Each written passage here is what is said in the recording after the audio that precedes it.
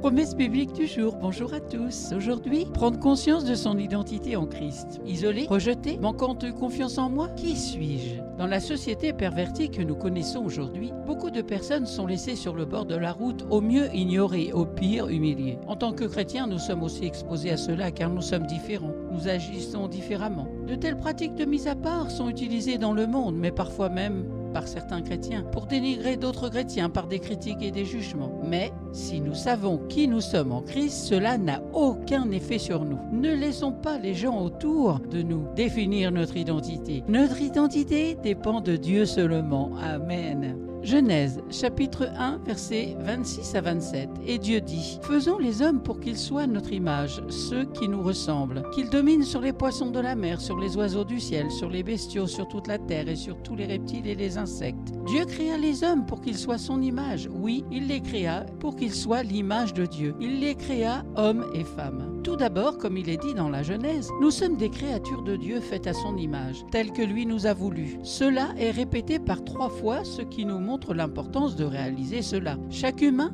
est créature de Dieu et chacun est invité à devenir à son image, bien que certains préfèrent choisir une autre voie. Être à son image, c'est-à-dire être la représentation de Dieu sur terre par nos conduites et nos valeurs. Si nous endossons cette responsabilité de devenir à l'image de Christ, ce que l'on fait en lui obéissant et en le suivant quotidiennement, nous passons alors du stade de créature de Dieu au stade d'enfant de Dieu. Cependant, certains l'ont reçu et ont cru en lui. Il leur a donné le droit de devenir enfants de Dieu. Ils ne sont pas devenus enfants de Dieu par une naissance naturelle, par une volonté humaine. C'est Dieu qui leur a donné une nouvelle vie. C'est dans Jean chapitre 1 verset 12. Il est important pour avancer dans cette vie de savoir exactement qui nous sommes. Dieu dit que nous sommes le sel de la terre et la lumière du monde. C'est vous qui êtes le sel du monde, mais si le cerf perd son goût, comment pourrait-on le rendre de nouveau salé? Il n'est plus bon à rien. On le jette dehors et les gens marchent dessus. C'est vous qui êtes la lumière du monde. Une ville construite sur une montagne ne peut être cachée. On n'allume pas une lampe pour la mettre sous un seau. Au contraire, on la place sur son soupeur, d'où elle éclaire tous ceux qui sont dans la maison. C'est dans Matthieu chapitre 5 versets 13 et 14. Nous sommes participants à la nature divine. Sa divine puissance nous a donné tout ce qui contribue à la vie et à la piété en nous faisant connaître celui qui nous a appelés par sa propre gloire et par sa vertu. Par elle, les promesses les plus précieuses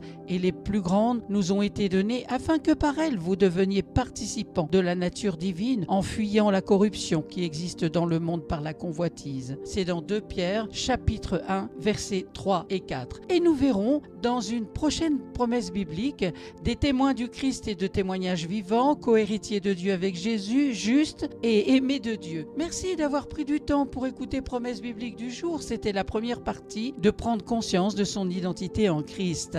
Que la parole de Dieu produise du fruit dans vos cœurs par le Saint-Esprit. Amen. Bon courage, bonne méditation de la parole de Dieu. Je vous donne rendez-vous à très bientôt.